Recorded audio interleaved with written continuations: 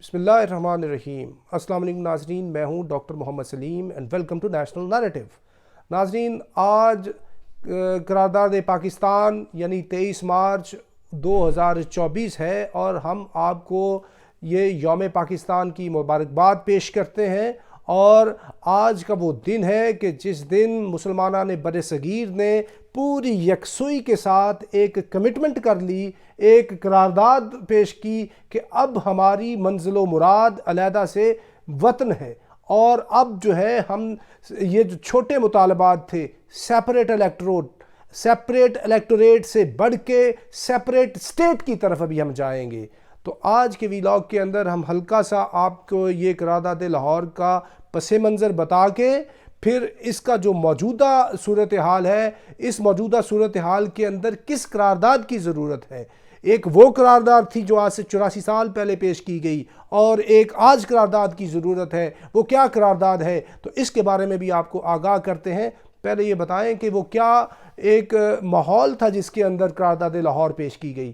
ماحول یہ تھا کہ اس سے کچھ عرصہ پہلے جو کانگریس منسٹریز بنتی ہیں 1937 سے لے کے 1939 تک کی، یہ جو 2.5 سال کا کانگریسی وزارتوں کا زمانہ ہے، یہ سمجھ لیں کہ چندر گپت موریہ کے ٹائم کے بعد پہلی دفعہ جو ہندو زائنسٹ تھے ان کو حکومت ملی تھی، اور حکومت بھی بڑی پارشل سی ملی تھی۔ یہ صرف 2IC تھے، یہ ان کے پاس پورا اختیار بھی نہیں تھا، لیکن وہ ایک جزوی اختیار رکھنے کے باوجود بھی انہوں نے بر صغیر کی سرزمین مسلمانوں کے لیے تنگ کر دی۔ مسلمانوں کو زندگی کے ہر شعبے میں اتنا تنگ کر دیا، اتنا زچ کر دیا کہ انہوں نے سارے کے سارے رستے مسلمانوں کے ساتھ اتحاد کے، اتفاق کے بند کر دیے، اور جو مسلمان بڑے صلح جو بھی تھے اور جو ان کے ساتھ چلنا بھی چاہتے تھے، ان کو بھی انہوں نے اتنا ڈس ایلیوژنڈ کر دیا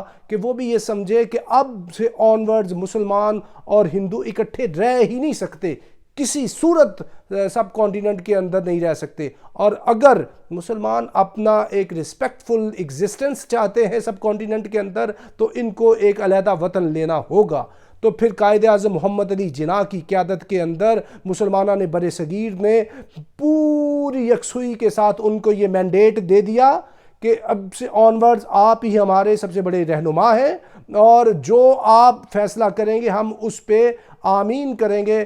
اور قائد اعظم محمد علی جناح بھی ڈس ایلیوژنڈ ہو چکے تھے، کیونکہ ان کو پہلے ہندو مسلم یونٹی کا ایمبیسیڈر بھی کہا جاتا تھا، اسی وجہ سے انہوں نے لکھنؤ پیکٹ کیا، اسی وجہ سے یہ سائملٹینیسلی ممبر بھی رہے ہوئے تھے کانگریس کے اور آل انڈیا مسلم لیگ کے۔ لیکن اس کے بعد اتنے مواقع آئے کہ ان کو پتہ چلا کہ ہندو تو کسی صورت نہیں چاہتا کہ مسلمانوں کو کوئی بھی سکھ کا سانس آئے بر صغیر کے اندر۔ یہ اپنی 1000 سالہ غلامی کا بدلہ لینا چاہتے ہیں، اور مسلمانوں کو ادھر سے چاہتے ہیں کہ ایویپریٹ کر دیا جائے۔ لیکن ساری جو چیزیں ہیں وہ دوسرے کی مرضی کے مطابق تھوڑی ہوا کرتی ہیں۔ مدعی لاکھ برا چاہے تو کیا ہوتا ہے، وہی ہوتا ہے جو منظور خدا ہوتا ہے۔ تو پھر جب انہوں نے اپنی ساری کی ساری جو مینڈیٹ تھا وہ قائد اعظم کو دے دیا، تو پھر اس صورت کے اوپر کانگریس منسٹریز کے فوراً بعد جب یہ ختم ہوتی ہیں تو اس کے خاتمے کے اوپر محمد علی جناح رحمۃ اللہ علیہ کے کہنے کے اوپر اس دن کو یوم نجات کے اوپر طور پہ سیلیبریٹ کرتی ہے آل انڈیا مسلم لیگ اور پورے کی پوری مسلم community in the sub continent. جو 22 دسمبر 1939 کا دن ہے وہ ڈے آف ڈیلیورنس کے طور پہ سیلیبریٹ کیا جاتا ہے۔ دیکھیں، یہ دسمبر کا مہینہ ہے اور یہ مارچ کے اندر یہ اینول سیشن ہوتا ہے آل انڈیا مسلم لیگ کا سالانہ لاہور کے اندر۔ اس کے لیے پھر ایک ورکنگ کمیٹی بنائی جاتی ہے 25 لوگوں کے اوپر مشتمل۔ یہ کمیٹی جو ہے یہ اس کی قرارداد کو وہ طے کرتی ہے، اور پھر قرارداد کو پیش کرتے ہیں شیر بنگال مولوی عبدالقاسم فضل الحق، اور اس قرارداد کی تائید کی جاتی ہے، اور اس قرارداد کے اندر بالکل کلیئرٹی سے یہ بات کر دی جاتی ہے کہ اب سے آنورڈز مسلمانان بر صغیر کسی قسم کے دیگر رائٹس کی بات نہیں کریں گے۔ پہلے تو ہم بات کر رہے تھے کہ ہمیں سینٹر کے اندر پروونسز کے اندر 1/3 ریپریزنٹیشن دے دو، 1/3 ہمیں منسٹریز دے دو، ہمیں سیپریٹ الیکٹریٹ دے دو، ہمیں فلاں رائٹس دے دو۔ اب کوئی اور بات نہیں ہے، اب معاملہ اتنا بڑھا دیا ہے آپ لوگوں نے کہ اب جو ہے ہم سیپریٹ الیکٹریٹ سے بڑھ کے سیپریٹ سٹیٹ کا ڈیمانڈ کرتے ہیں کہ اگر برٹش جو گورنمنٹ ہے اگر وہ چاہتی ہے کہ اس خطے کے اندر امن رہے تو اس خطے کو آپ 2 اسٹیٹس کے اندر ڈیوائیڈ کر دیں، ایک مسلمانوں کی اسٹیٹ ہوگی، ایک ہندوؤں کی اسٹیٹ ہوگی۔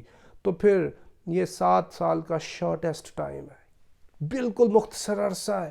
اس عرصے کے اندر اتنی محنت کی، اتنی بڑی قرارداد تھی، اتنی بڑی کمٹمنٹ تھی کہ اتنا بڑا جوش، یہ جذبہ، یہ اتنی بڑی استقامت کا یہ اتنا بڑا پہاڑ کہ 7 سال یہ کھڑے رہے آل انڈیا مسلم لیگ والے، اور انہوں نے ان 7 سالوں کے اندر ایک علیحدہ سے ملک بنا دیا۔ اللہ کا فضل ہوا، یہ مدینہ طیبہ کے بعد یہ دوسری ریاست جس کو مدینہ ثانی کہتے ہیں، آئیڈیولوجیکل اسلامک اسٹیٹ بنی، اور اس ٹائم کی سب سے بڑی اسلامک اسٹیٹ بنی۔ 1945 اور 46 کے الیکشن کے اندر کلین سویپ کرتی ہے آل انڈیا مسلم لیگ۔ یہ ساری ان کی کاوش تھی، ان کی محنت تھی، اور اس محنت کے نتیجے میں 7 سال کے اندر اتنا بڑا ملک بن گیا۔ تو بھئی وہ کیا قرارداد تھی؟ کیا وہ ان کے کوئی ایمان کا حصہ بن گئی تھی؟ کیا وہ ان کا عشق تھا؟ کیا وہ ان کا جنون تھا ان تمام کے تمام قائدین کا اور کارکنان آل انڈیا مسلم لیگ کا؟ بالکل 100% یہ ایسے ہی تھا۔ تو جب یہ ملک بن گیا، سوال یہ پیدا ہوتا ہے کہ اس کے بعد سے لے کے اب تک 76 سال ہو چکے ہیں، کیا ہم نے اس کے اوپر عمل کیا؟ آج 84ویں قرارداد پاکستان کا دن ہے، کیا ہمیں یہ بنتا نہیں کہ ہم اس کو ریویو کریں کہ بھئی کیا ہم نے وہ جو قرارداد ہمارے بزرگوں نے پیش کی تھی اس کے اوپر تو انہوں نے 7 سال کے اندر علیحدہ ملک بنا لیا، اور وہ ملک بنایا گیا تھا کہ اس کے اندر عدل ہوگا، انصاف ہوگا، اور اس کے اندر مساوات ہوگی، ایک اسلامک ویلفیئر سٹیٹ کا ادھر پورے کا پورا نظام جو ہے وہ نافذ کیا جائے گا، اور اس کے سارے قوانین جو ہوں گے وہ حضور علیہ السلام کی شریعہ سے لیے جائیں گے، اور قرآن اور سنہ جو ہوگی وہ گائیڈنگ پرنسپلز ہوں گے، کیونکہ قائد اعظم محمد علی جناح بانی پاکستان نے 101 دفعہ اپنی سپیچز اور ایڈریسز کے اندر یہ کہہ دیا کہ اس کا جو سسٹم ہوگا وہ یہ سسٹم ہوگا، اسلامک سسٹم ہوگا، فائنینشل سسٹم بھی اسلام کا ہوگا، اور یہ ایک اسلامک ویلفیئر سٹیٹ ہوگی۔ کیا یہ سٹیٹ بن سکی؟ کیا قائد اعظم کے خوابوں کے مطابق، کیا بانیان پاکستان کی جو جتنی بھی وہ محنتیں تھیں ان کے مطابق ہی ہم چل سکے؟ بالکل ہی نہیں چل سکے، بالکل ہی نہیں، بلکہ ریورس گیئر ہو گیا۔ آج جو ملک کے حالات ہیں سب کو پتہ ہے۔ تو یہ جو حالات پیدا ہوئے ہیں، ان حالات کو جو ادھر لانے والی شخصیات وہ کون ہیں؟ وہ لوگ ہیں جنہوں نے عنان حکومت سنبھالے رکھا پچھلے اتنے 76 سالوں سے، وہ سول حکومتیں ہوں، وہ فوجی حکومتیں ہوں، یا وہ ہائیبرڈ حکومتیں ہوں۔ تو یہ ان لوگوں نے اتنا استحصال کیا ہے جنہوں نے ملک کو چلایا، یہ جو رہنما تھے، یہ جو قائد تھے، یہ جو ملک کو چلانے والی سربراہان تھے، انہوں نے ملک کے ساتھ زیادتی کر دی۔ تو ادھر ادھر کی نہ بات کر، مجھے یہ بتا قافلہ کیوں لٹا؟ بات یہ ہے کہ یہ جو قافلہ ہے یہ کیوں لٹا؟ مطلب یہ قافلہ لٹ چکا، آج دوبارہ کمٹمنٹ کی ضرورت ہے، ایک اور ریزولوشن کی ضرورت ہے۔ کیا ریزولوشن ہونی چاہیے؟ ریزولوشن یہ ہونی چاہیے جیسے نیو ایئر کے اوپر آپ ریزولوشن کرتے ہیں نا، نیو ایئر ریزولوشن ہوتی ہے، یا عام روٹین میں بھی بندہ جب کوئی گناہ کر لیتا ہے، جس ٹائم بھی وہ یہ ریزولوشن پاس کرتا ہے کہ اب سے آن ورڈز میں یہ فلاں فلاں چیزیں نہیں کروں گا، وہ دوبارہ سے اسی طرح ایکسیپٹیبل ہوتا ہے۔ کیا کہتے ہیں کہ it is never too late, اور آج بھی اس طرح کی ریزولوشن کی ضرورت ہے۔ ریزولوشن کیا ہونی چاہیے؟ ریزولوشن یہ ہونی چاہیے کہ جس ریزولوشن کی بنیاد پہ یہ ملک بنا تھا آج سے 84 سال پہلے جو انہوں نے ریزولوشن کی تھی اسی پہ اس ملک کو لے کے جانا ہے۔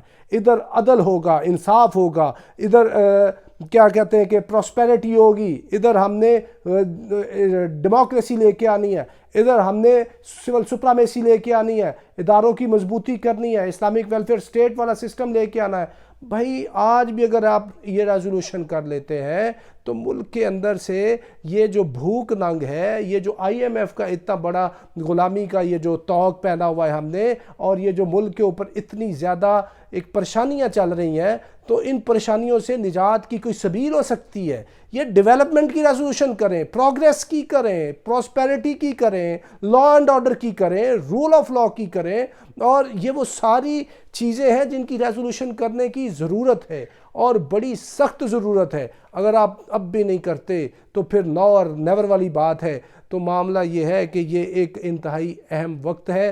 آج یہ جو 23 مارچ 2024 کا دن ہے، آج ایک بہت بڑی ریزولوشن کی ضرورت ہے کہ جس طرح ہم نے آج پریڈ میں دیکھا کہ ملک کے اندر اگر کوئی ایک چیز وہ ملک کا چہرہ مورا ہے تو وہ پاکستان کی آرمڈ فورسز ہیں۔